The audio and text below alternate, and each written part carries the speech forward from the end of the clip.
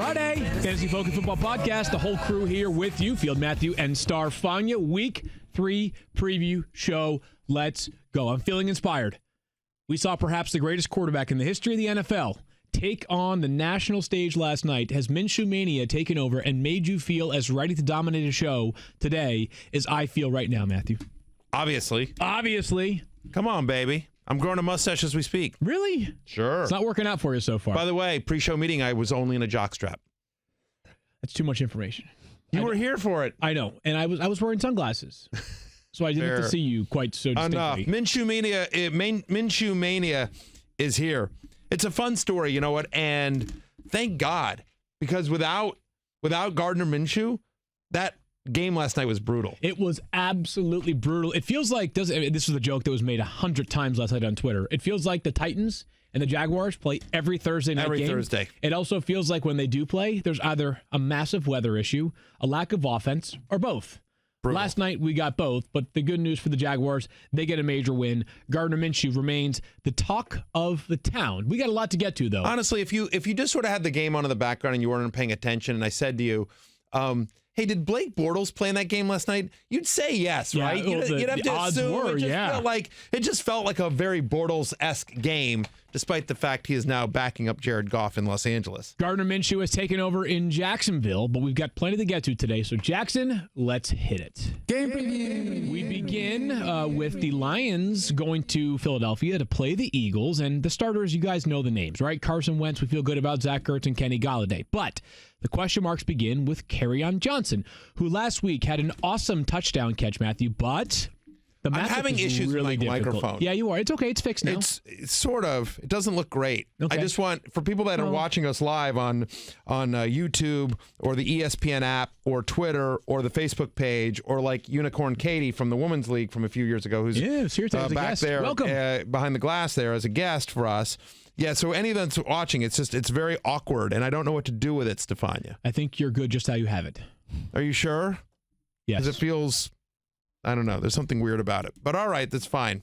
So, Kerryon Johnson faces the Philadelphia Eagles, who have a ferocious run defense, who's allowed a total of 40 rushing yards to both Devontae Freeman, Darius Geis this season. Now, Fletcher Cox is healthy. Besides that, basically no other defensive tackle is healthy for the Eagles, including Malik Jackson on IR and also Timmy Jernigan out for this game. Along those lines, Matthew, because of the matchup, has Kerryon Johnson fallen out of running back 2 territory this weekend? He has for me. I have him just outside my top 20. He made the hate list. His projection was 13.2, so I'm taking the under there.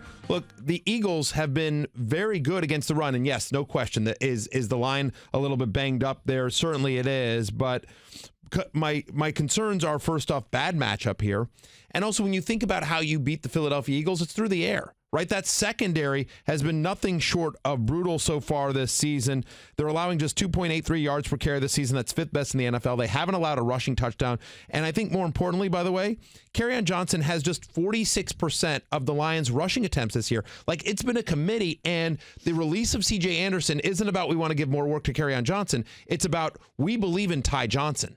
Interesting. We'll see. Yeah, I'm curious. I think Ty Johnson's one of those players that could eventually bubble up on a waiver wire conversation in future weeks. They did also claim Paul Perkins from the Giants. So interesting. I believe Anderson got the final 4 carries of last week. But I'm with you on the Kerryon Johnson part. Lowering expectations. You just hope he gets involved in the passing game a bunch this weekend. And he certainly could, by the way. I mean, that's what will happen here, right? So far this year, the Eagles are allowing 7.5 running back receptions per game. So it's a lot. And so that's what you're hoping for here. But if they get in close, are they giving it to Kerryon Johnson? I don't know. Again, that secondary is really, really tough field. They are actually 31st against the pass so far this year. Remember, both Matt Ryan and Case Keenum threw for over 300 yards against this Eagles secondary. I think Matthew Stafford has a nice game here. I think he's an interesting streamer this week. And that's why Kenny Golladay made my love list. I think Detroit takes it to Philadelphia through the air. So I've lowered expectations on Kerryon Johnson. You're still probably starting him, but again, slightly outside my top 20. We'll see if Philadelphia can take it to the Lions through the air. If they do so, Stefania, it seems likely it won't be with either Deshaun Jackson or Alshon Jeffrey. Or Dallas Goedert. I mean, they're going to be down 3 guys this week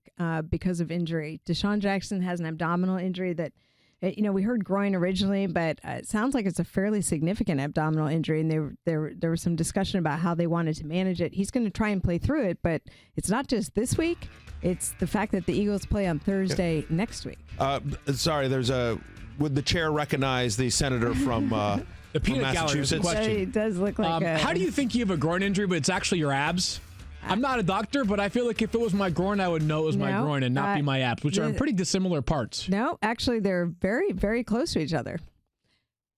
I'm just like, Daniel's not here today, because normally what happens, you get Daniel's not here today, finger. and what would happen is in my ear, Daniel brings my headphones. Kind of smart remark. Yes, exactly. And so Daniel would be like, don't. Matthew, he would get in my ear and just be like, don't. And he's not here. Right. He's so not here. There's no one to tell me there's no one to tell me not to do it. When you just sit there and like you make groin jokes and not knowing where your groin is, and Fields talking about recognizing his groin, and I just. Come on! Don't, Matthew. Don't. Be careful. By the way, I am your ear today because you don't have an earpiece in. They say don't, Matthew, don't. Let me explain something to you. Okay, we hear about these core muscle injuries because that's what they're called now. But a core muscle, these are all the muscles at the center, the core. They give you your power. Your groin muscles, which are your adductors, and your abdominals, they all attach right in the center. So they're right adjacent to each other. So yes, it is not uncommon to think abdomen/groin. Right. Okay. So bottom line, adjacent groin muscles field. That's where we're at. Let me finish my thought. Yes, ma'am. Deshaun Jackson, I was just saying the Eagles, not only this week, but they play on a Thursday night game next week. So you're likely without Deshaun Jackson for both those games. Alshon Jeffrey, calf injury, we don't know. And Dallas Goedert aggravated a calf injury from before. I think that does impact their offense because it's going to eliminate a lot of two tight ends. Next man up, Matthew. Let's get to the names of note. Nelson Aguilar, J.J. Arcega-Whiteside, perhaps Mac Hollins. What's your confidence level in any or all of these three? So, as a whole, I'm actually reasonably confident. As in, like, do I think that Carson Wentz will be okay here and be a viable fantasy starter? I do. I rank them Aguilar, Arcega-Whiteside, and then Mac Hollins. Worth noting, so Aguilar last week, 8 for 107 and a touchdown, and then dropped that ball down the sideline, which would have been a touchdown. Tough drop there, but generally speaking, Aguilar, who struggled with drops early in his career, seems to have corrected that more recently, right? So ultimately, I think he actually has a nice game. I have him at 35 here. Remember, between him and Deshaun Jackson, they've combined for over 82% of the slot receiving yards for the Eagles. Obviously, no D-Jacks in this game, so it should be all Aguilar there. Mac Hollins going to play the Deshaun Jackson role. He's a speedster. He's a guy that I've always sort of liked, and he's just kind of been buried in the depth chart here. 5 for 50 last week. It's kind of interesting here. And Arcega-Whiteside is somebody that hasn't done a lot so far in his professional career, but highly thought of coming out of college. And listen, very small sample, but on the 4 targets that he has so far this year, he's averaging 16.3 air yards per target. So they're not afraid to throw deep to him. I think he's an interesting name as well for like deeper leagues, right. And I love him in Dynasty. All these names are guys that we'll probably talk about more on Monday or Tuesday, depending on how things shake out there. I think Arcega-Whiteside and Hollins are more DFS tournament plays or super deep desperate, but I think you're absolutely starting Aguilar, and I do think, again, in deeper leagues, dynasty leagues, keeper leagues, Arcega-Whiteside is pretty interesting. All right, Panthers go to Arizona to play the Cardinals. Obviously starting Christian McCaffrey and David Johnson, but no Cam Newton this weekend, barring a miracle at this point. Right, Stefania? We don't expect Cam to play. We don't expect Cam Newton to play. David Johnson, by the way, you saw him leave last week's game with a wrist injury, but full practice, he's fine. He's fine there. So, Matthew, along those lines, Kyle Allen, former Texas A&M Aggie, enters the lineup. Are you playing Curtis Samuel or DJ Moore confidently this weekend with Kyle Allen under center? I am. Me too, man. I'm convinced this kid's going to sling it. I really do. And again, so I grew up in Texas. My dad still is a professor at Texas A&M University, so I follow that team closely. So Kyler Murray and Kyle Allen, both former Texas A&M quarterbacks in this game. And of course, they both left because I don't know what was going on there with Kevin Sumlin. But okay, whatever. I digress. The fact is that Kyle Allen is a talented player. And the Panthers used a 3rd-round pick on Will Grier, Field, and Kyle Allen still beat him out in camp, the undrafted free agent Kyle Allen. Kyle Allen can play. You think back at Week 17 last year against kind of a depleted Saints team, but put up like 25 fantasy points, had 2 touchdown passes, ran for a third, over 225 passing yards here. And look, it's a depleted Cardinals defense here. So I don't think going from pocket Cam to Kyle Allen is a downgrade. I think it actually might be an upgrade for these pass catchers. DJ Moore has 24 targets through 2 weeks. Curtis Samuel leads the Panthers in air yards per target. Cardinals have allowed the 4th most deep completion, 2nd most deep touchdown passes. I like both guys this week. I have DJ Moore at 23, Curtis Samuel at 36. I think both guys are interesting, and if you would normally start them, absolutely starting him with Kyle Allen under center. We do this gimmick or segments in a variety of places on ESPN. Basically, like tomorrow's headline today, Monday's headline on Friday is that Kyle Allen shines in replacement of Cam Newton. Kyler Murray, by the way, makes the love list for you, Matthew. Just 17 rushing yards right now. Is that going to change on Sunday, or is it because, hey, this Carolina defense can be had? I think it's a little bit of both. By the way, Kyler Murray, despite playing, a decent Detroit defense and then having to go on the road to Baltimore, is the 12th best quarterback in fantasy with no rushing yards. And we expect that to come at some point this season, right? It's just, he's too talented, and he's had so much success running the ball in college that at some point that has to kick in, right? You have to believe that's coming. And still, you think about this Carolina Panthers that allowing 9 air yards per pass attempt this season. That's 8th most in the NFL. And get this about Kyler Murray. He has thrown 22 deep passes so far this year. Only Patrick Mahomes has more field. I mean, they're throwing it deep, and so Fitzgerald looks great. Christian Kirk looks great. Damian Byrd, looks. I mean, like Damiere Byrd, yes. Damiere Byrd. Sorry, Damiere Byrd looks really good. So. Yeah, give me Kyler Murray this week. I think he does better than his projection of 16.7 points. I'm on the love list. He is my 12th ranked quarterback this week. Give me some Kyler Murray in what should be an entertaining shootout in the desert. The over-under is 44.5. I would take the over in this one. Same. And by the way, you also have Christian Kirk, who you just mentioned to go on the love list this week. He's a top 30 play for all of us. 19 targets so far this season for Christian Kirk. He has looked the part, and we talked about this going into the season. He had a little bit of built-in rapport with Kyler Murray, having been teammates for a brief minute at Texas A&M. Correct. It seems to be paying off so far for Christian Kirk. It certainly does. Wide receiver 31 so far this season, 6 for 114 last week at Baltimore.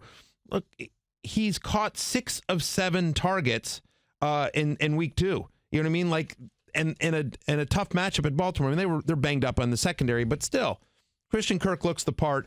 I like Christian Kirk this week. I am at wide receiver 32. The Broncos go to Green Bay to play the Packers. Packers are big favorites in this one. And you're starting Aaron Rodgers, much better matchup than he had either of the first 2 weeks, plus Devontae Adams, even though Mike Clay did mention he'll likely draw Chris Harris shadow coverage on yesterday's podcast. But outside of Emmanuel Sanders, who's been amazing so far this season, Matthew, is there a Bronco you actually start and do so with any level of conviction over the weekend, or this upcoming weekend, I should say? No. Yeah, you're doing so sort of hesitantly, right? By the way, Cortland Sutton showed up on the injury report yesterday, Stefania. He did. Bruised ribs. I'm told it's just soreness and nothing to worry about. Okay, right, that's a good sign there. So maybe a little bit more confidence in him. But these running backs were a little bit, Matthew, a little bit of confidence. Yeah, I mean, not much. I mean, honestly. He's great in week 1. Cortland Sutton? Yeah. Yeah, Cortland Sutton's, yeah. So, maybe you throw him out there, I guess. The fact that that nothing to worry about, that's great news there from Stefania. But still, you'd be nervous. I actually would prefer to play the Packers defense in this game than I would any non-Emmanuel Sanders player in this game. If you wanted to throw Cortland Sutton in there as a wide receiver 3 or 4, I get it, as a flex play. And if you're in a 12-team, 3 wide receiver league and Cortland Sutton's your flex play, I totally get it. I'm fine with that. But in a standard 10-team league where you only play 2 wide receivers, I think there's better options out there.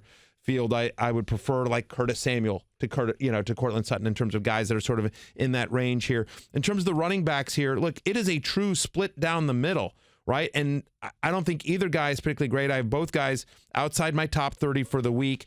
If there's one saving grace here is that Royce Freeman's starting to get more involved in the passing game. 7 targets last week, same as Phillip Lindsay here, but I don't know.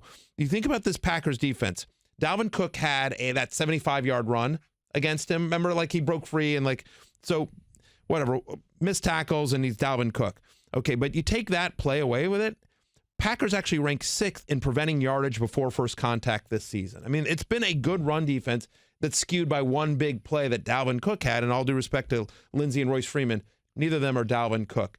I would prefer to not play I'm avoiding this game if possible. Yeah, coming into the season, it was the good thing for Phillip Lindsay is explosive plays and passing game involvement. For Royce Freeman, it was, hey, he's got the best chance of being the goal-to-go scorer for them in the running game. Yeah. Now they're so evenly split that both of those sort of upside factors are mitigated for each player. I'm with you. No one has either back ranked higher than 24 this week in our running back rankings. Especially in a game with the Packers are over a touchdown favorite. You expect the Broncos to be trailing here. And so you're hoping for some passing game usage, but again, I think it's going to be Sanders and Sutton to an extent here. Neither one of these players is really even ranked in a spot that we would consider using them in season-long fantasy, but Marquez Valdes-Scantling and Geronimo Allison continue to be an interesting storyline to monitor. Matthew, some might say, hey, last week Geronimo Allison had a nice game, found the end zone. He's a number 2. You say au contraire. You're more of an MVS fan in this, not just this week, but for the rest of the season. It felt like a little bit kind of a jump ball situation there where Allison came down with it, which is nice. It was, an off-schedule play, and Allison made a play, so did Rodgers, which was nice. But so far this season, MVS has 60 routes run to just 36 to Allison. MVS has been targeted on 20% of his routes. Geronimo Allison just 11%. And look, I had Allison as a sleeper going into the season here, but 2 games in, and it's hard to sort of make a judgment about anything after 2 games. It was sort of the premise of my open to love hate this week. If you read, is it's like, I gave a lot of blind resumes that showed sort of that, hey, just because things look bleak after 2 weeks or look great after 2 weeks doesn't always work out that way.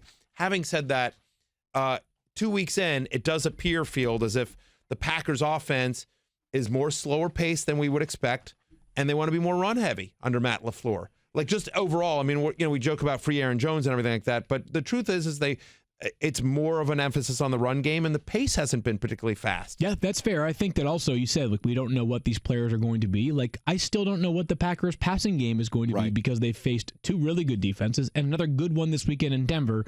Better days might be ahead. They just have a really difficult schedule this year in Green Bay. You play in the division. It's got 2 really good defenses and then 3 good defenses in total. If you, in fact, I think the Lions are a good defense. They're improving. Potentially very good secondary. By the way, I expect Jimmy Graham to probably miss this game. Ooh, yeah, finger issue for Jimmy Graham. Holding down. He's actually got a soft tissue injury as well, and he has not practiced. And Matt LaFleur said that in the interest of preserving his long-term health, probably protect him in the short term. So it sounds like things are pointing to Graham not being available. So we'll see. Yeah, they promoted a tight end up the practice squad yesterday as well, which is another indication that Graham's probably not going to play here. So one of these non-Davante Adams receivers will have a good game here, but to say that I have a great feel of it, I don't. And we're still learning. We're still learning, and I will say that I do think Aaron Jones, despite the usage of Jamal Williams and despite the fact that the free Aaron Jones movement hasn't fully made it yet, I still think he gets enough run in a game that they're favored by that he's a viable player as a top 15 play this week. When we talk about Dollar Shave Club, we can't stress enough the quality of their products. They've spent years developing, crafting, refining everything. They have everything you can use to look, feel, and smell my best. You name it, they have it. And as amazing as their shave stuff is, Dollar Shave Club is way more than just razors. Dollar Shave Club has you covered head to toe. They have everything you need to shower, shave, style your hair, brush your teeth, and yes, even wipe your butt. And Dollar Shave Club can keep you automatically stocked up on the products. I said wipe your butt. Wow. You use. You get what you want whenever you need it, whether that's once a month or a few times a year. You'll never have to waste time at a store wondering if what you're getting is any good. As a Dollar Shave Club member, you know what you're getting is the highest quality. And right now, you can put the quality of Dollar Shave Club's products to the test. Their Ultimate Shave Starter Set has basically everything you need for an amazing shave. The Executive Razor, Shave Butter, Prep Scrub, and Post-Shave Dew. The best part is you can try it for just $5. After that, the restock box ships regular size products at regular prices. Get your Ultimate Starter Set for just $5 at dollarshaveclub.com/FFF. That's dollarshaveclub.com/FFF. Just to be clear, there's only one product from Dollar Shave Club that you use to wipe your butt. I don't want anyone out there, any of these kids listening, I don't want you using one of their razors to wipe your butt. That would be bad. That is a safety tip from your pal Maddie. Just a little heads up there. I just don't want anyone Field, because I could just see it happening. Somebody uses a razor to wipe their butt. They're like, Field Yates told me to do that. And then all of a sudden it's lawsuits and it's TMZ outside your apartment and the whole thing. And so I'm saving you, Field. You're welcome. I appreciate that. There no you go. one will shave Who's got your back? Don't shave your butt. The Danny Dimes debut begins in Tampa Bay with the Giants going to play the Buccaneers. Starters here, of course, Saquon Barkley and Evan Ingram for the Giants. And for the Bucs, Mike Evans, we'll talk about him a little bit more in just a minute, and also Chris Godwin. But let's begin with the Giants and an injury of note, Stefania, is Sterling Shepard. He has been a full participant in practice this week. But is there a difference between that and being fully cleared from the concussion protocol? It's a good question. He was full. That's why I asked. Yeah, well, smart guy. I could go down a path of. We don't have time. Go ahead. Go down the path. Sterling Shepard was limited on Wednesday, so when you do see them upgrade to full on Thursday, it usually means they've received another step of clearance. And then there's one more step, which they have to be cleared by an independent neurologic consultant in order to be eligible to play in a game, in order to be eligible to face contact. So, yes, that is typically the final step, but it sounds like he is well on his way. Good stuff there for Sterling Shepard. He's a top 30 play for all of us. The Buccaneers have really struggled defending the slot. Since the beginning of last season, opponents are completing 76.5% of passes when targeting the slot versus the Buccaneers. Good reason to have Sterling Shepard in your lineup if he does indeed play. Now, Mike Evans is our bold pick of the week because Mike Evans, 14.9 points so far this season. He's been bad. 13.5 points is his projection, and yet, Matthew, you still have him as a top 10 play. You have confidence, but here's the thing. This is a simple trust the talent evaluation with Mike Evans. You drafted him probably in the second round, back end of the second, maybe the top of the third going into this year. You certainly can't cut bait. Better days are ahead for Mike Evans, who feels like he's been just this close on a couple of occasions to have a big play this season. Here's the thing. So he's got a 21% target share, slightly down from last year, but still, I mean, like the Buccaneers, and I think you have to, like, everyone's panicking, and I get it, right? Because I was high on, everyone was panicking about O.J. Howard, and I was certainly high on Jameis Winston, and, you know, everyone had O.J. Howard as a top 6 tight end going into the season, and so I get the panic. But they played the 49ers, which, Stefania, close your ears here. 49ers defense actually might not be bad, by the way. I mean, they've played through two games. The 49ers defense has been legit. Yeah. And then, so you think about that. So maybe the 49ers defense is better than we gave them credit for. And then had to travel on a short week to Carolina, bad weather. The game started and stopped. Like, it's not far. I understand, but still, not like going across country. I understand, but it's a short week. They weren't at their own. They weren't in a hotel. They had to get in a bus or a plane or whatever. They had to get there. Half the time when they play at home, short week is the relevant part of that. Fine. They had to travel. They weren't comfortable. They were on the road at a hostile Carolina Panther stadium. Hostile crowd. I just said something nice about your dumb 49ers. And like here, you know what? You were like, they might be legit. They might be. That's the nicest thing anyone said about the 49ers in 2.5 years. What was the rest of your thought, by the way? The rest of my thought there is that if the Buccaneers don't do it this week against the Giants, then you can full-blown panic, right? But they've had 10 days to prepare for a home game against one of the worst defenses in the NFL. The Giants have allowed opponents to complete over 71% of their passes. That's 7th highest. They're for 642 yards. That's 3rd highest in the NFL.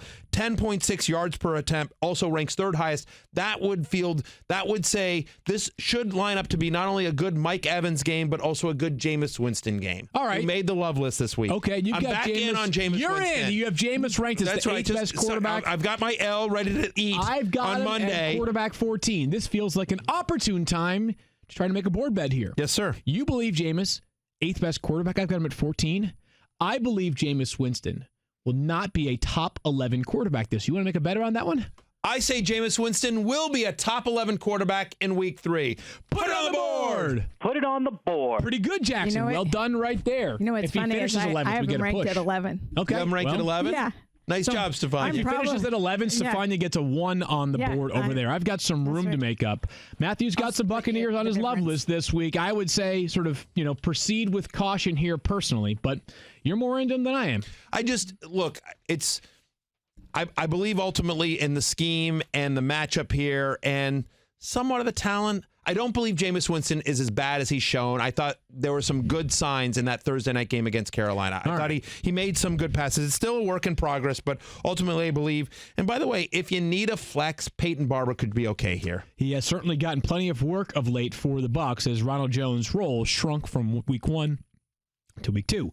Baltimore goes to Kansas City to play the Chiefs. Before we move on, real quickly, O.J. Howard. What are you doing with O.J. Howard this week? People are wondering. In a 10-team league, I'd be benching him. I've got him at tight end 13. So unless I'm in a very deep league, I would be benching O.J. Howard after back-to-back 54 snaps, 17 routes, 0 targets. Let him earn his way back into my lineup. I hope I'm wrong because he has plenty of talent. The Ravens go to Kansas City to play the Chiefs. The Chiefs are nearly a touchdown favorite. The players you're starting are obvious. Lamar, Mark Andrews, Patrick Mahomes, Sammy Watkins, and Travis Kelce. But Matthew, we had this conversation yesterday, and because you're the wise, sage person that you are, you agree with me. I'm more optimistic on Mark Ingram than both Stephania and Mike were. You and I both feel as though Mark Ingram is a comfortable top 20 play. They're concerned because Mike Clay hated him. Mike Clay hated him, and Starfania. I think they think, it's going to be a through the air game, shootout game. Here's what I said. I called my shot. He's scoring a touchdown in the first half tomorrow on Sunday. In the first half, I don't know about that. They're going to get out to a hot start. They're going to lose by 10-plus points, but they're going to get out to a hot start. How's that? I will say this. The Chiefs, so far this year, allowing a league-high 6 yards per carry. You can run on Kansas City. Mark Ingram has looked terrific so far this year. 27 carries, 154 yards, 2 touchdowns, 3 yards per carry after first contact. So not only is he getting up ahead of steam, but he's been hard to come down. He's been hard to bring down so far this year, Field. And I agree with you. You're going to Arrowhead, ding. You're going to Arrowhead, and what do you want to do? You want to keep Patrick Mahomes on the sideline. You want to take that crowd out of it. That's exactly what I said yesterday. You're a smart man. You're getting better with your old age. They are going to run the ball. His current projection is 11.1 points. Give me the over. He wasn't on the love list, but he should have been. I'm at running back 16. You and I are right there, Stefania. I don't know what you're thinking. You went to Princeton and you're supposed to be smart. Phil but just then, told you what Mike Clay and then you just, whatever, you have him ranked at 25, which is dumb, so I don't get it. One thing that I've learned something about, I've been reminded about something through about fantasy football, through Chapin this year, because she's playing this game. She's not, frankly, she's not sitting there working through projection models all week to figure out what's real and what's not real. Sometimes. Can we take 1 minute here to talk about Chapin and her fantasy football? I discovered this on the gram, and I don't think we've brought this up on the show yet. I discovered this on the gram. But why don't you tell all the people what Chapin chose as her avatar for her fantasy football team? I think she chose you. She did indeed. Thank you very much. Hey, by the God bless you, Chapin Duke Yates. She is the commissioner of 3 separate leagues. Is she really? One of them is an 18-team league. Oh, my God. You should marry that girl. It's not a bad idea, right? Oh, my goodness. So anyway, yes, Chapin chose me as her avatar. Chapin just knows exactly how to appeal to you. Chapin's the best. She's so smart. She's the best. She's watching right now, I think. She's like, if I put this here, Matthew will think that I think he's awesome. Stop it. That'll change. That'll change once you strip a love-hate call. No, stop it. What she's reminding me of is me and Beth love Chapin. No matter what the numbers tell you, and sometimes how all the projections can line up, all the metrics that might matter can line up and say you got to play this guy, or you might not want to play this guy. Sometimes people just play the game emotionally. If DJ Shark has back-to-back great weeks in week 1 and week 2, you're going to play him in week 3, right? So my point on Hollywood Brown is that he's been amazing through 2 weeks. I don't care whether there were encouraging numbers or less than encouraging numbers.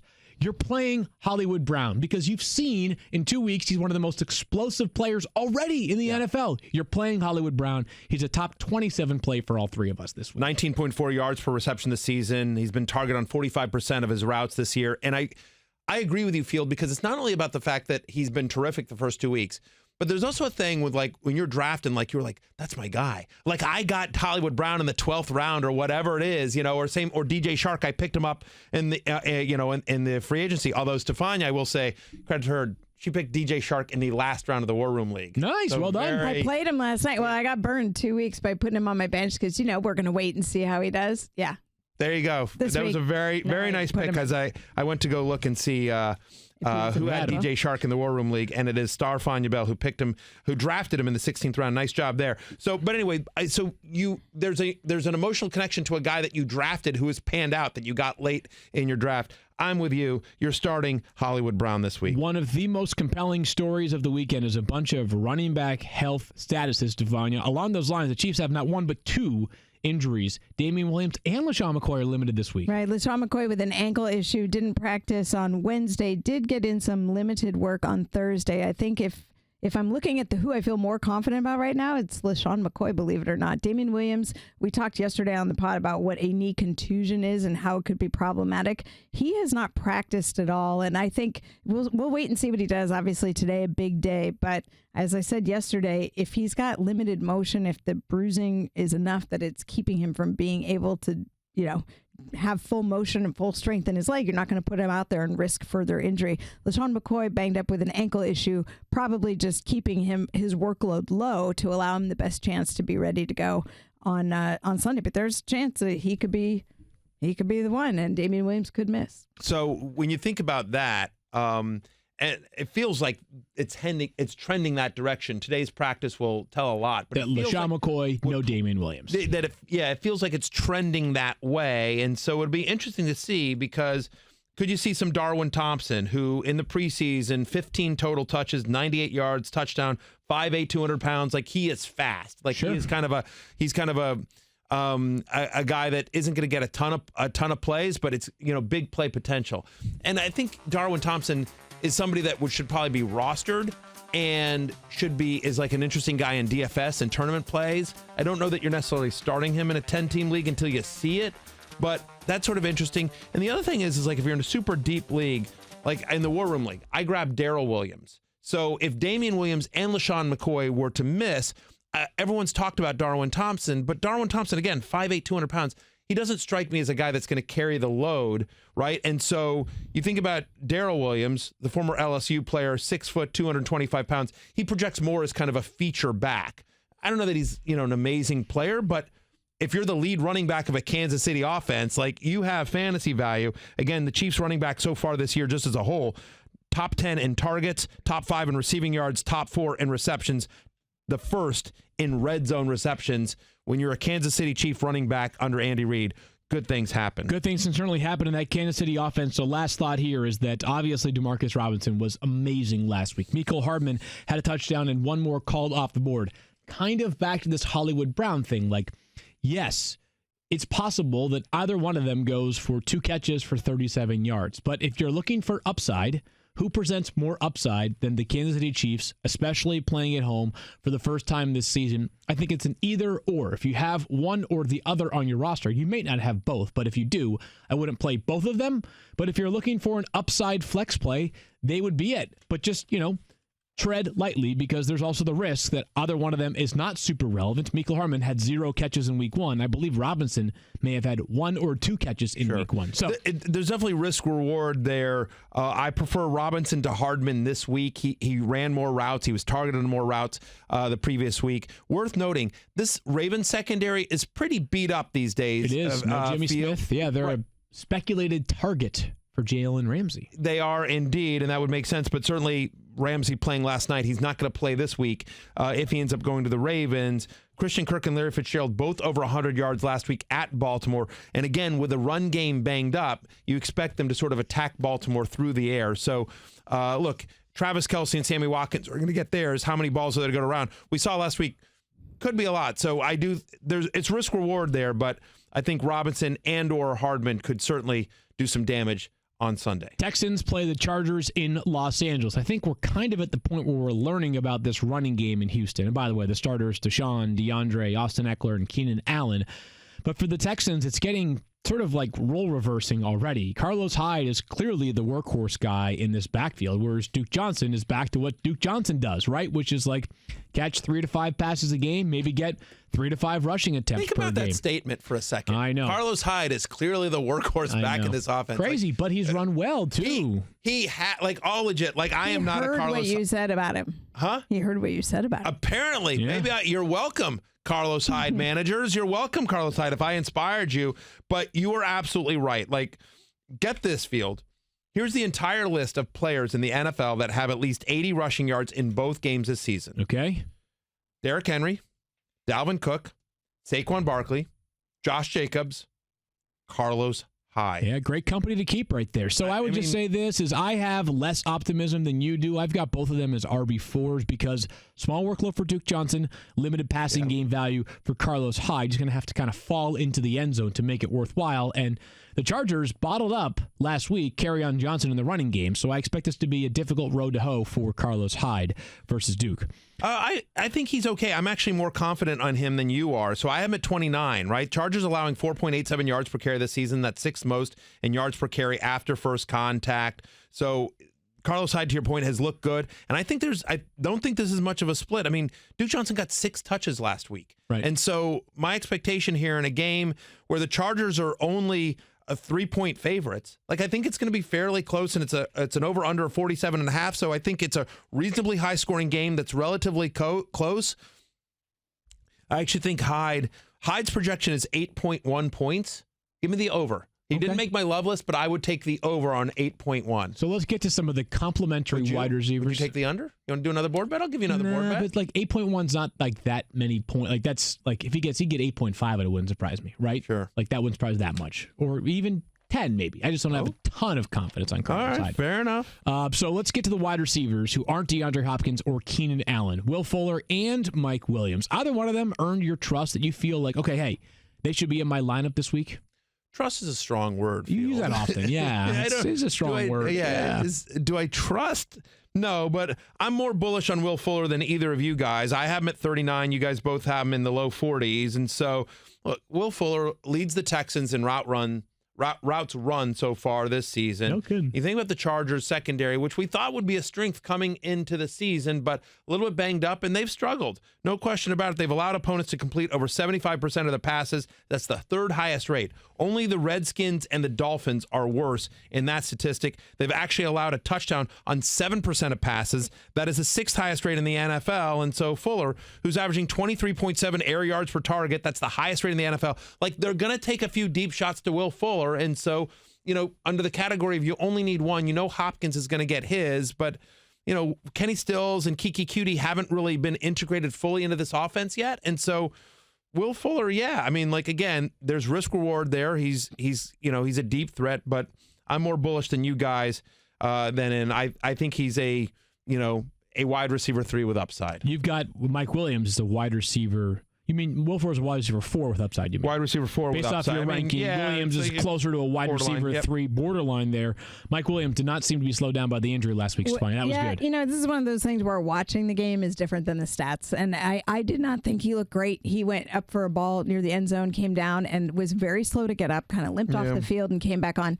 The good news is he's been fully practicing and looks much better this week. So I actually feel better about Mike Williams' health. And just for people who are wondering, because Keenan Allen was limited in practice throughout the week himself, but he is expected to play. Good stuff there for Keenan Allen. Let's talk about the Steelers and the 49ers next. But first, a word via Matthew on ZipRecruiter. Hiring can be a slow process. Is that right? You have no idea how long it took me to get these two on the podcast. And you think about, and it's not just me, Cafe Altura's COO Dylan Miskowitz needed to hire a director of coffee for his organic coffee company, but he was having trouble finding qualified applicants. So he switched to ZipRecruiter. ZipRecruiter doesn't depend on candidates finding you. It finds them for you, Field. Its technology identifies people with the right experiences and invites them to apply for your job, so you get qualified candidates fast.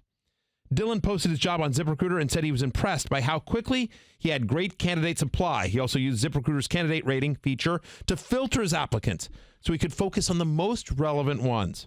And that's how Dylan found his new director of coffee in just a few days. I'm surprised to find you didn't apply for that. With results like that, it's no wonder if there was a director of wine. I didn't? But I didn't get floated to the top because they picked the perfect match. There you go. That makes sense. Anyway. With results like that, it is no wonder that 4 out of 5 employers who post on ZipRecruiter get a quality candidate within the first day. See why ZipRecruiter is effective for businesses of all sizes. Try ZipRecruiter for free at our web address, ZipRecruiter.com/06010. That's ZipRecruiter.com/06010. ZipRecruiter.com/06010. ZipRecruiter, the smartest way to hire. Before we switch to Steelers 49ers, just a quick note. Deshaun Jackson officially ruled out for this game. They are still leaving the door open for Alshon Jeffrey and Dallas Goedert, so stay tuned. Of course, find out all the information on inactives on leaving the Sunday. door open for what? Like Elijah? Like for them to come in? Like, what do you mean? Like opening the... Their Eagles are leaving the door open like they're hoping. Like, are they outside the house? What does that mean? They might play on Sunday. Let's get to the Steelers and 49ers. This game is being played in San Francisco. The starters here, Juju Vance on the Steelers side, plus George Kittle. Stefania's tight end on the 49ers side. That's right. James Conner, Stefania. Good news here on the injury front for him. He practiced yesterday in full. Yeah, that is good news, but I'm not sure how he looked. I'm not really convinced he's going to be 100%. I think that they're happy. It looks like he's going to make the trip. Looks like he's going to be able to play. Obviously, you want to see how he does the day after. That was his first practice. So let's see how he responds. Okay, good news there that he's going to at least play. We'll see how well he responds. Matthew and I a little bit more optimistic than Stefania. Both have him as a top 13 play this week. Obviously, big part of the passing game there, and you figure with Mason Rudolph starting, part of the mindset for the Steelers will be make him comfortable by allowing James Conner to get going. Yeah, one thing I will say is so James Conner made the hate list this week because when I wrote the article, his projection was at 16.9. I took the under there. So he's now at 14.6. Mike has lowered the projection a little bit because of the injury. I am concerned. Normally I would put him in the he'd be a no-brainer starter, and I think if you have him, you have to start him. But I think normally he'd be a top 6 or 7 guy. So the fact that none of us have him as a top 10 play, well, as a running back 2, or in Stefania's case, more of a flex play, just shows you we have some concerns here. 49ers allowing just 3.24 yards per carry this season. That's 7th best. I like it, Matthew, what you're calling here. You love James Washington. Now, love is a very relative term. You still got him ranked as wide receiver 48, but you believe that they can rekindle some of that Stillwater, Oklahoma magic. Mason Rudolph to James Washington. Excellent college quarterback to the Biletnikoff winner. You're in this week. Yeah, I mean, again, love-hate is all about what I think they do relative to their projection on ESPN.com. James Washington's projection is 6.9 points. I am taking the over there. Past 2 preseasons, and this is per our friend Adam Levitan, who tracks this stuff. Past 2 seasons, 17 receptions, 366 yards, 4 touchdowns on 216 snaps with Mason Rudolph under center at Oklahoma State, as you mentioned. James Washington had 39 touchdown receptions. 32 of them came from Mason Rudolph. He averaged 19.7 yards per catch with Mason Rudolph. I interviewed both these guys a couple of years ago at the NFLPA Rookie Premiere in Los Angeles, and they could not have been more effusive about each other. So now the fact that they're going to get to play together in the NFL in a real game, and the fact that Donte Moncrief can't catch anything, he can't even catch a cold. Right. Like, it's been brutal. Like, he stood in the shower and under cold water, can't catch a cold. Like, it's been bad. So my expectation here is that James Washington gets a heavy target share here in a game and plays a lot of snaps. And again, I was the only one to rank him. Let me offer my favorite Steelers wide receiver. It's under the radar this week. Not ranked, but I think a player we'll be talking about on Monday or Tuesday. Deontay Johnson, third-round pick out of Toledo. Keep an eye on that name right there. You can obviously move on from Donte Moncrief after a very uninspiring start. I say James Washington has a better fantasy day in week 3 than Deontay Johnson. Interesting. I kind of think James Washington has more big play upside, so it makes me a little bit hesitant. But YOLO, I say Deontay Johnson has a better fantasy day than James Washington in week 3. Put it on the board! Put it on the board. Boom. Let's keep it rolling here. A couple of 49ers running backs actually make the love list here, Matthew. Both Matt Breida and Raheem Mostert. Can Stefania leave the room? I don't like saying nice things about the 49ers. Okay, get out of here, Stefania. Stefania, don't look at me. JK, I don't want to stare at you. No, this is so awkward and weird. But yes. Yes. Look, 49ers have been the second run-heaviest team through 2 weeks in the NFL, right? Only the Minnesota Vikings run more than San Francisco, and some of that has been game flow. They have been up big on both the Niners and the Bengals, on the Buccaneers and the Bengals, but still, Field, they're running well, which is not a surprise if you've followed Kyle Shanahan's coaching at all. This is Shanahan's dream come true, is that it's working. Right, 100%. Not the personnel they started out with. Fair enough. It really is. And so, and then you think, well, people are like, wow, but it's this 3-headed monster. How do I make sense of it? But if you think about this, when the game last week was within 10 points, so it was still relatively a close game because they really blew the Bengals out. when the game was within 10 points, Matt Breida had 11 snaps. Raheem Mostert played 7. Jeffrey Wilson played 2. Yeah. And I think that's right. Like, I think this is going to be the Breida Mostert show. And so I think both guys are very viable flex plays in a matchup here against Pittsburgh. The Steelers have the 11th highest opponent rush percentage through 2 weeks. People are running successfully on Pittsburgh so far this year. And so Mostert, who has 22 carries for 123 yards this year, averaging 5.6 yards per carry. Like, both guys have looked good, and so I think both guys are viable flex plays. I think they both get enough run in a game in which the Niners are favored by almost a touchdown here. Yeah, big opportunity for the Niners to go to 3-0 this weekend and certainly send the Steelers' season into much more of a tumble. And our friend, Not Cool Keith, will be at the Browns and Rams game on Sunday night in Cleveland. A massive moment, a chance for the Browns to totally... Hey, Not Cool Keith, just real quickly, and I can't hear because I don't have my thing, so feel to translate, but will you have security with you, or will fans be able to approach you if they find you at Are they going to play your theme song over the loudspeaker in the stadium? Well, that's definite, yes. I've already cleared definitely going to do that. But as far as the security goes, yeah, I think I can handle myself. I mean, look at me. I'm pretty sturdily built. He says he'll be able to handle himself. He'll be able to handle himself by all means. So feel free to, when you see Keith, when you see Not Cool Keith at the game, don't be intimidated. Don't be weirded out. Just feel free to approach him for a picture, for an autograph, for a video for your fantasy league. Friends. By all means, he'll sign your shirt, whatever you need from Not Cool Keith. He's not a big star or stuck up anything like that. He likes to talk to the little people. So. Our friend and yours, Not Cool Keith, will be there on Sunday. Matthew, you have a pair of quarterbacks. It's Sunday night. Sunday night. Oh, that's right. You're right. Sunday night game. Yeah, we don't have that good games. Right, correct. Rams and Browns Sunday night. Both quarterbacks actually make the hate list for you here, Matthew. Jared Goff and Baker Mayfield. We know that Goff has really struggled on the road over the past, his entire career. Yeah, specifically, he actually wasn't as bad a couple years ago on the road, but like he was bad. Yeah, I mean, but last year and certainly this year, he's been brutal on the road. 13.3 fantasy points per game, averaging just 237.4 passing yards. I actually believe in 2017 actually was good on the road. I was referring to the rookie year is what I'm saying. Yes. Right. But anyway, so for the last year and couple of games, he's been brutal on the road. Again, 237 passing yards a game, 13 fantasy points per game. Literally rode Goff worse than Blake Bortles over that stretch, just to give you a comparison here. And I think that those struggles continue on Sunday night. Look, Browns crowd is going to get really into this. They're going to be so, primetime game, Not Cool Keith in the house. Like, they're going to be up for this. That right? alone should be good That enough. alone, they're going to be super excited. Like, just wear something nice because you'll probably be on the Jumbotron, Keith. They'll probably like Chiron you or something like that. So just make sure you wear something nice. Look good, whole thing. Don't pick your nose, whole thing. How about Baker Mayfield? And so, but here's the thing on Jared Goff, right? He struggles under pressure. Browns bring pressure at the third highest rate this season. Myles Garrett and company have been really good at getting to the quarterback here.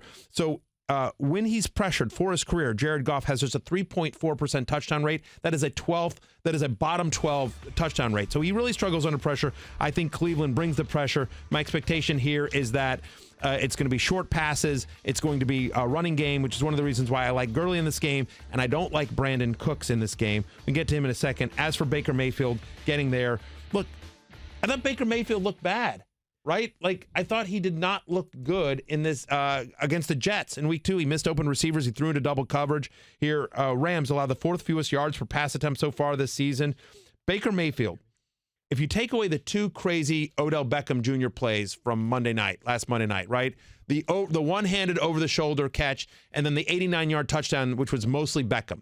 You take those 2 plays away, for the season, Baker Mayfield is averaging 59% completion percentage, has just 1 touchdown pass, 4 interceptions. Now, Odell Beckham Jr. is a special player, so that's within his skill set.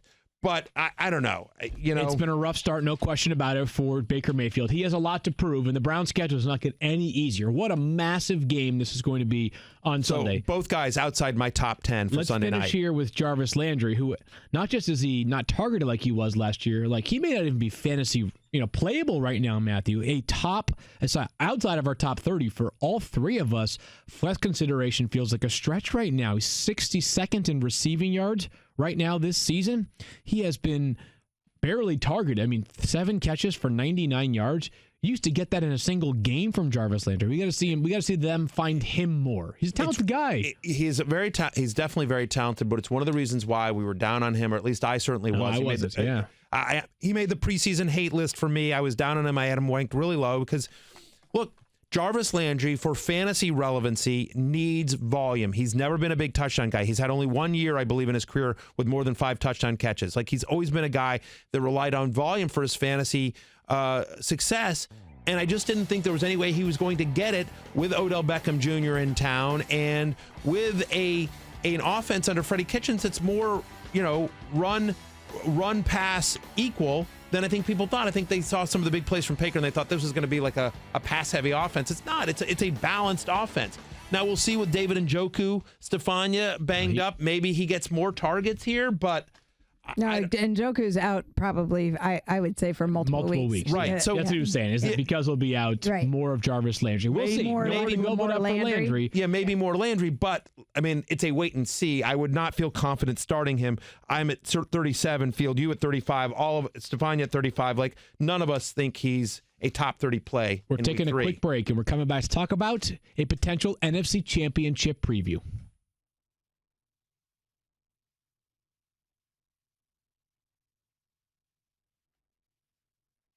Was that great or what? Oh, yeah. Chris Berman and Tom Jackson, NFL Primetime, right here on ESPN+. It was amazing, Norby. And, now that I think about it, we've been on the air here for a few years. If you want, why don't you tell Boomer and TJ they can come on this show to promote NFL Primetime, coming back to ESPN+. Oh, yeah, great idea. NFL Primetime, getting exposure on this show. Sure, Mark, this could be the big breakthrough Chris Berman has been waiting for his whole life.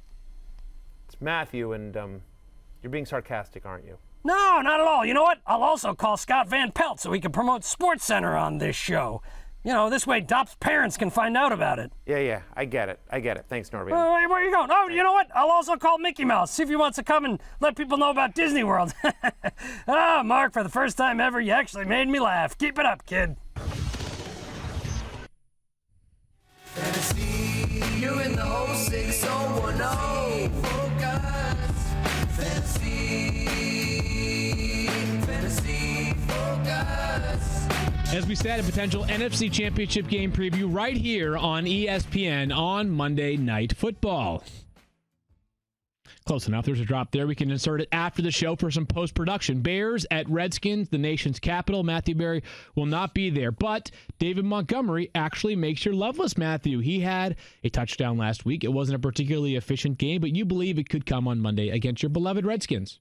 I certainly do. So first off, you'd be encouraged by the usage of David Montgomery. So of the 25 different running back carries that Chicago had in week 2, 18 of them went to David Montgomery. That's 72%. Right. Week 1, it was 54.5%. So obviously they're increasing their trust here in David Montgomery. And it was brutal, right? I mean, they gave him 5 chances to score a touchdown, which drove me crazy because literally, you watch the fantasy show on ESPN Plus, right? Never heard of it. Yeah. So the Statapillar, Damon Dabrowski. So I played him in our Dynasty League that we're all in. I lost 117.3 to 117.2 to the stupid Statapillar. And he has David Montgomery, who they gave 5 chances to. And eventually he got in. By the way, and then my little Cooper Kupp gets a touchdown pulled back, which it shouldn't have happened at all. That should have been a touchdown. I got completely I got boned on that one. And so anyway, I shouldn't have lost. And then he got the last point because Nick Chubb somehow came back into the game after, I think, suffering a concussion on Monday night and got 1 yard. And that's how he got that point. And yet so I'm all bitter. Love him. What? And yet you love him. Who? David Montgomery. Yes, David Montgomery. Yes. Well, yes, I do love David Montgomery. Okay, look. Here's the thing on David Montgomery. 72%. I'll reset it here for the video. But yes, 72% of the Bears running back carries in week 2. You're encouraged by that. 5 goal-to-go carries that came in week 2. That's now tied for the NFL lead in terms of running back goal-to-go carries here. Redskins are one of the worst teams against the run in the NFL. So far, 31st against the run through 2 weeks. And so game is at Washington here. My expectation here is that David Montgomery gets a heavy workload and is successful against a Skins defense that continues to look for its footing that defensive seven that we thought was going to be so strong hasn't really showed up so far this season. How about for the Redskins, Matthew? Is there a player that you're actually considering starting and doing so with the hope that he'll actually make good on a massive night? It feels like the answer is kind of obvious. I mean, if I had to start a Redskins player, I guess it's Terry McLaurin. Look, the Bears have a very, very good defense, and obviously the secret's out on McLaurin, so they're going to focus on him, but here's a guy that's a top 12 wide receiver through the first 2 weeks of the season. Does he have a nickname yet or no? Huh? Does he have a nickname yet or no? I mean, my nicknames for him aren't appropriate, but they're very romantic in nature. Okay. I love him. Terry Touchdown would work. Terry right? Touchdown Terry would work. Touchdown Terry. I don't believe he has a nickname yet. He's just really good, right? The last wide receiver with 60 receiving yards and a receiving touchdown in each of his first 2 career games, Calvin Johnson. Good company to be in there for Terry McLaurin, so we'll keep an eye on whether he can make good on the opportunity on Monday night. Just needs one, right? That's been his thing. He just needs one. He scored last week in junk touchdown. Look, he's the real deal just in terms of his route running and how polished he is. And, they're going to be throwing in this game, but, in what should be a low-scoring game, over-unders 41.5, 2 offenses that have been inconsistent so far this season. If I had to start a Redskin, it would be McLaurin, but I do think I prefer the Bears defense than any Redskin offensive player. Jordan Reed not expected to play again this week. Too bad for him. That concussion certainly is scary and has lingered for quite some time. The Bengals go to Buffalo to play the Bills. You're starting Josh Allen plus Joe Mixon and Tyler Boyd on the Bengals side. I get it. Joe Mixon has been very frustrating with the rushing output there. Hopefully his passing game involvement can be good. But can you continue to count on John Ross back-to-back games with a hot start, Matthew? But he's on your hate list this week. Are you nervous that maybe that late touchdown last week was a reflection that, that was just lucky? No, I don't think it's that. I don't think it's luck. I'm a believer in John Ross's talent. I'm a believer in his usage in this offense. It's more of a belief in what the Bills do defensively. It's a really good defense there. Yeah.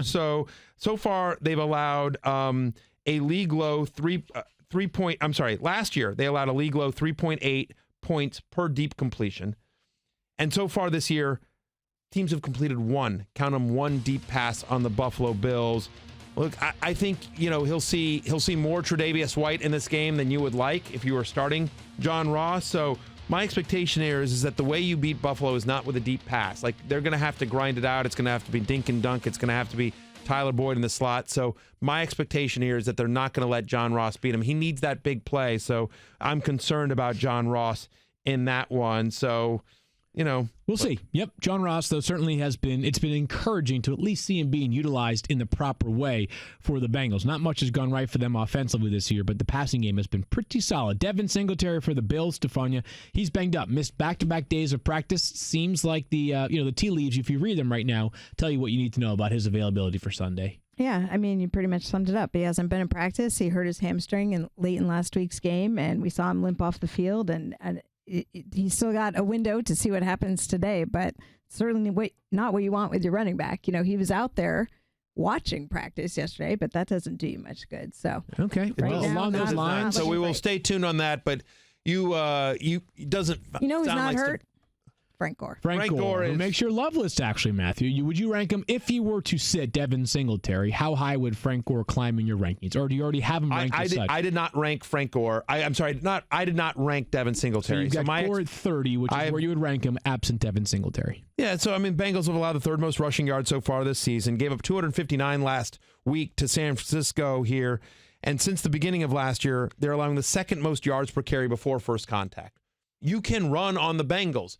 The only concern with Frank Gore, and why I have him a little bit lower, and maybe he'll rise up if we know for sure that Devin Singletary isn't going to play, but my expectation is I don't know that they still want to give him a full workload. I think this is a big Josh Allen game. I think they're going to throw. Josh Allen's always a threat to sort of run it in himself. Remember, Josh Allen, 6 rushing touchdowns in 6 games here. I think you see a lot more TJ Yeldon in this one. Should see Yeldon getting involved. I agree on all that. So, but Frank Gore, clearly the running back that you would want to play if Devin Singletary does sit on Sunday. his projection is 10.4 points, so I'm taking the over there. That's why he makes the love list here. But I don't think you see him involved in the passing game all that much, and so that limits his upside. But yes, if Devin Singletary is out in this matchup, a very, very viable flex play. All right, the Saints go to Seattle to play the Seahawks. Obviously, no Drew Brees, but that means Teddy Bridgewater and some Taysom Hill will be under center for New Orleans. Alvin Kamara and Mike Thomas obviously are playing them. Matthew, is there any reason to entertain the thought of playing somebody not named one of those two guys amongst the Saints offensive players? I think Jared Cook. I mean, if you wanted to, look, tight end is such bad through 2 games, Yeah, 100%. I mean, look, I was down on Jared. Ends, yeah. You guys know I'm not a Jared Cook fan. You guys know that, I was lower on him in my preseason ranks than the consensus was. I mean, I literally have 16 teams. I have 0 shares of Jared Cook because I go by my rankings, and literally there was always somebody willing to take Jared Cook before I was. Having said that, look, here's a guy that, has a decent matchup with Seattle. So far this year, opponents have completed 16 of 18 passes to tight ends for 131 yards and 2 touchdowns against Seattle. I mean, we saw Vance McDonald get into the end zone twice against them last week. And so, Jared Cook, who should get maybe a slightly higher target share with Traquan Smith banged up as well. And so, kind of maybe a safety valve for Teddy Bridgewater. Again, I have him at 11, but you're asking me, is there a Saint that you could start not named Kamara or Michael Thomas? I would get it if you started Jared Cook, giving the state of the tight end position. Don't need to belabor this point all that much. We'll just note that Tyler Lockett makes the love list for Matthew after a career game last week. He had those 10 catches against the Steelers. Should be productive again.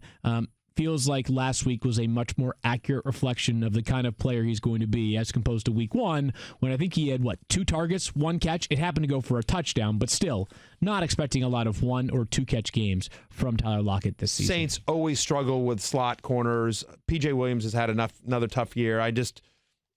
You start your slot guys against the Saints. All right, Stefania, tell us about SeatGeek before we bring it on home with the last 3 games of the... You ever feel like ticketing websites make getting to the event difficult on purpose? I do. It's as if they're so big they can get away with not caring about the customer experience. Yeah, right? The real question is, how easy could it be if those ticketing sites actually cared? Ooh. With millions of live event tickets and a price match guarantee, SeatGeek proves there's a better way. What? Search sports, live music, comedy, and more. SeatGeek has the tickets you're looking for all in one place. They do? In an industry that tends to stagnate, SeatGeek decided to stand out from the crowd. Yeah.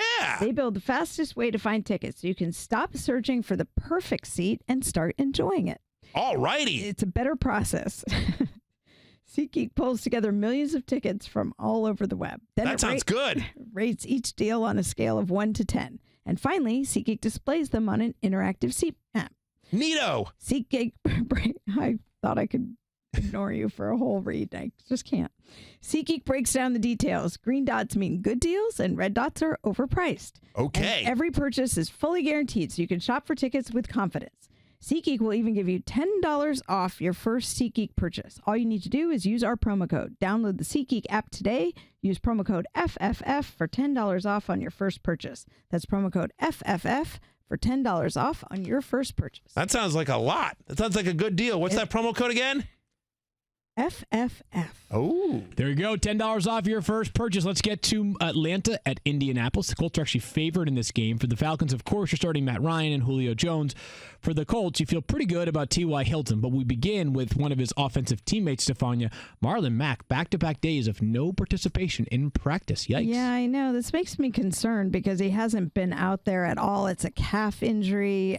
We saw last year when Marlon Mack had a soft tissue injury that he missed a little time. I think he had a hamstring issue at the beginning of last season. Calf injuries are tough because they can feel really good walking around, but then when they try to push off, they try to run, it becomes a problem. And I doubt they want it lingering throughout the year. So he's going to have to show something today for them to change their mind and allow him to be cleared. So stay tuned. This report should come out fairly soon. Okay, of whether good he's news able to do there. anything today. Matthew, if he plays, do you play Marlon Mack? Is it that simple? Like he goes, you go? And if he doesn't play, do you have confidence in a next man up running back for the Colts? Yeah, so a couple of things here. So first off, yes, I mean, I think if Marlon Mack's active, I think you're playing him. I think you have to. And certainly I would encourage everyone to tune into Fantasy Football Now Sunday mornings, 10 a.m. Eastern on ESPN2. I'm a company man. Because Stefania will obviously have the latest on Marlon Mack, and Stefania does a great job of just saying, like, I know he's active, but it makes me nervous, or he should be good to go. So, but if Marlon Mack does not play, Jordan Wilkins is available in almost every ESPN league.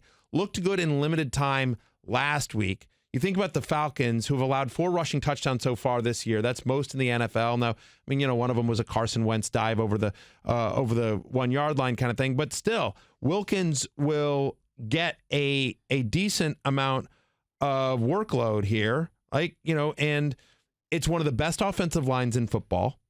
And the Colts, at least through 2 weeks without Andrew Luck, have seemed to go, we want to go conservative. We want to go run heavy. We want to put Jacoby Brissett in sort of game manager mode.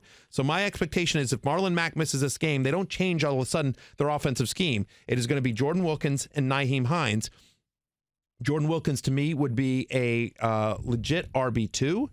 For those of you looking around, trying to, scrounging like, hey, I just lost, Devin Singletary, whoever, if you need some running back help. So I think or to replace Marlon Mack, I think, or Damian Williams, right? So I think Jordan Wilkins, a legit top 20 play against the Falcons, and Nyheim Hines going against a Falcons defense for the last 4 years that has given up the most running back receptions, suddenly becomes a viable flex play. Okay, interesting stuff there. Calvin Ridley is wider. Excuse me, before we get to Calvin Ridley, is this kind of a put-up or shut-up game for Devontae Freeman? Because he's been bad for the first 2 weeks of this season. If he struggles again, Matthew, are you saying to yourself on Monday, I'm not sure what to do with this guy anymore? Time to, move on if I can? A little bit. I'm nervous about him. I ranked him 25th. I am outside my top 20 here. Look, it's a good matchup. Colts allow 5.53 yards per carry, which is 6th most in the NFL. You can run on them, and their defense is banged up. So this is one where I feel like my ranking, as we get closer to Sunday morning, my ranking may inch up a little bit, but I'm nervous. Yeah. It's basically a timeshare here with Ito Smith. Right. And I think this is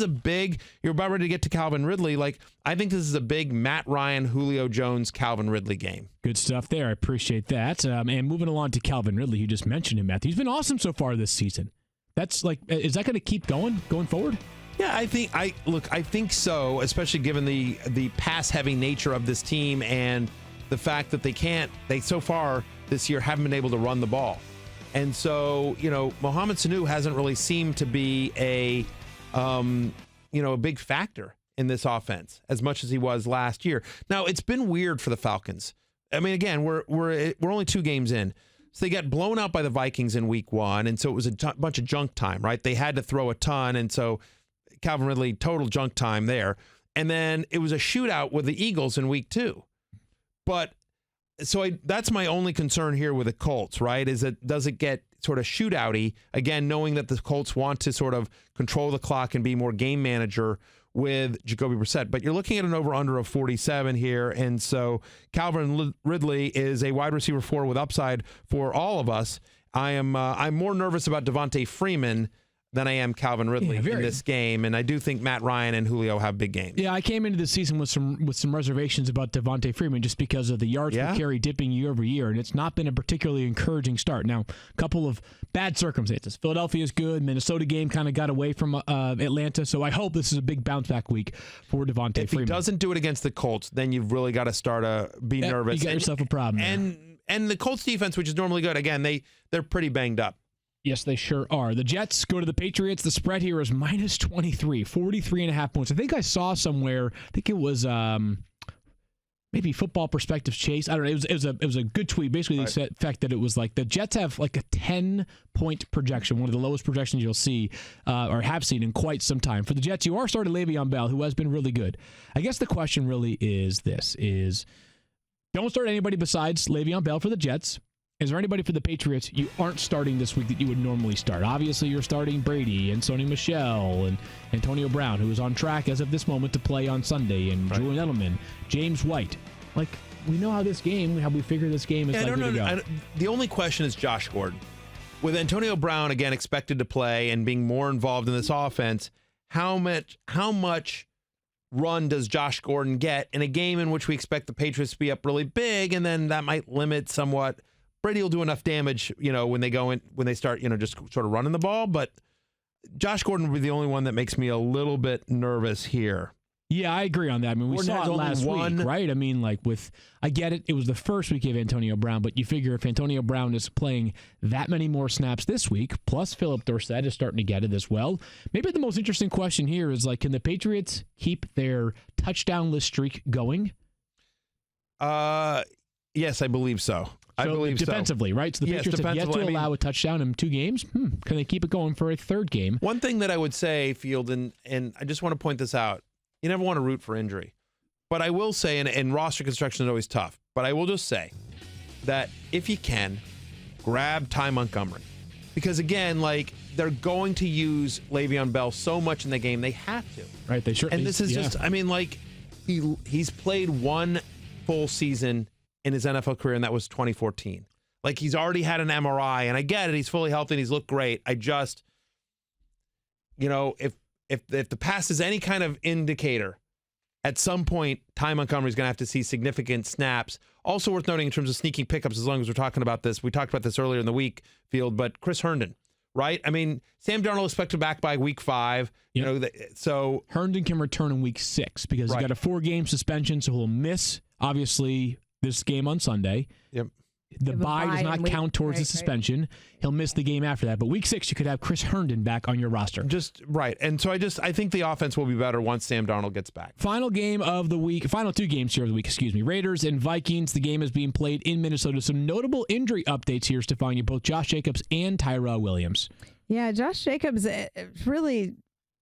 Not only was I a little bit surprised based on how productive he's been that he had a groin injury he's dealing with, but he talked about also being sick in that he's lost 10 pounds. I mean, that's a huge amount to lose within a week. But yet he's out there doing limited work. He's made it clear, if you followed his story, it's really important to him to be out there all the time. And he has said that he really wants to play. Tyrell Williams dealing with a hip pointer can be very, very painful. I think it's a good sign that he's put in back-to-back work efforts, even though it's limited. So the hope is that they will have both of them. But again, stay tuned for Friday practice updates. Okay, well, if they do play, Matthew, you actually have Tyrell Williams on the hate list. Maybe buyer beware, even if Tyrell Williams does play on Sunday. Yeah, I mean, his projection's 12.9 points. I'm taking the under there. That's what means being on the hate list, right? So not 100% healthy. Should be shadowed by Xavier Rhodes. And Xavier Rhodes isn't what he was, but he's still a pretty good corner. The roads aren't closed. They're like semi-open, right? Typically during, sometimes on Sundays, but not always. Roads aren't fully closed, but like it's one lane. Shoulders and you have to closed. go slowly, and it's bumper to bumper traffic there. So anyway, just whatever. Vikings have allowed the 3rd lowest deep completion percentage since the start of last year. Yeah, just a very good defense here. So yeah, I have Tyrell Williams at wide receiver 30. You guys both have him in the teens, so I am nervous about him in this particular matchup here. Let's have. Oh, sorry. Go ahead. So that's what I would say. Look, if there's something you want to hang your hat on, it's like the volume should be. They're 8.5 point underdogs to the Vikings, so they should be having to throw to keep up. And if Josh Jacobs is banged up as well, like it's other than Darren Waller the baller, there's not a lot of other options in order to move the ball for the Raiders. Be interesting to see if Hunter Renfrow can get more involved this week. So the Cowboys host the Dolphins on Sunday, the final game of our preview podcast. You're starting your Cowboys that you normally start. Zeke and Dak and Amari Cooper and those 3 guys, basically, right? Right. You're not starting your Dolphins. There's no one to start right now. Let's have some fun here. In lieu of that, can we try to guess the score of this game, the final score of this game on Sunday? Any interest in doing that? Just see who comes up closest, all right? Sure. I'll take a guess first. I am going with 40-6 in favor of the Cowboys. I will go, not bad. I'm going to say 35-10. Okay, you get some confidence. 35-10 Cowboys. Stefania? I'm going to go in the 30s too, because unlike the Patriots, I think the Cowboys will roll it back a little bit. So I'm going to say 31-3. Okay. 31-3. 31-3, 40-6, 35-10. Those are our predictions, of course. By the way, at one Lucky John 3 on the Twitter says Terry McLaurin's nickname Scary Terry. He's clearly watching the. Not bad. Well, but that's what Terry Rozier is, Celtics player who I feel like that's a very popular nickname already. Okay, fair enough. Different sport, but all right, it's a nomination. Yeah. Okay. One Lucky Scary John Terry. 3 is throwing it out there. I bet someone in Columbus, Ohio, already has a nickname for Terry McLaurin. We look forward to seeing him on Monday night. Maybe between now and Monday night, that can be your homework. Think of a nickname for Terry McLaurin. Your homework, everybody. Your homework is to mob Not Cool Keith at Cleveland. Go to the game, find him, mob him. Make a big deal when you see him. Be very exciting. He will appreciate that. In the meantime, Yes. Sunday, Fantasy Football Now, 10 to 1 a.m. Eastern Time on ESPN2. Stefania has 1 p.m. You said a.m. Okay. We're not on sorry. late at 10 night. a.m. to I 1 hope. p.m. on Sunday. Plenty of great content all over ESPN Fantasy up until that time. We'll be back on Monday to recap all of these games. Will the Dolphins be better than 40-6? We'll find out. Talk to you then. Peace out.